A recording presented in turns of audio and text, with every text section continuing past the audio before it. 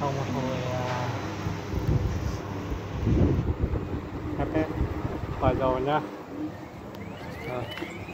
Sau một hồi cộng trừ nhân chia thì cái phần này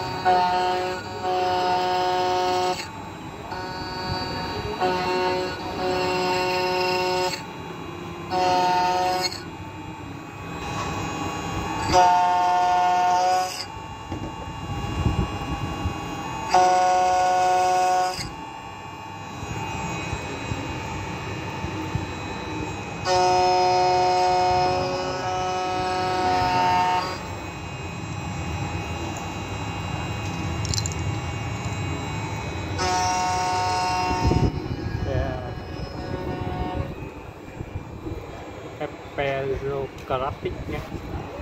Thì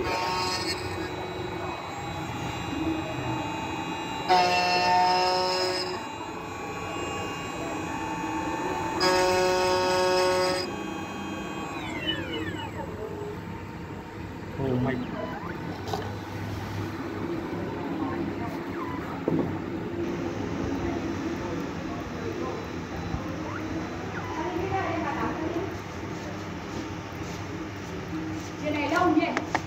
vâng, chia này ạ.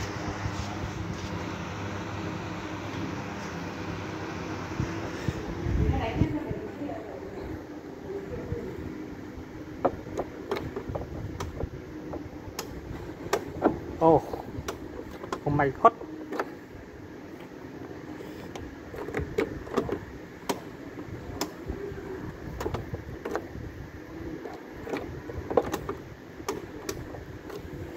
Nhá.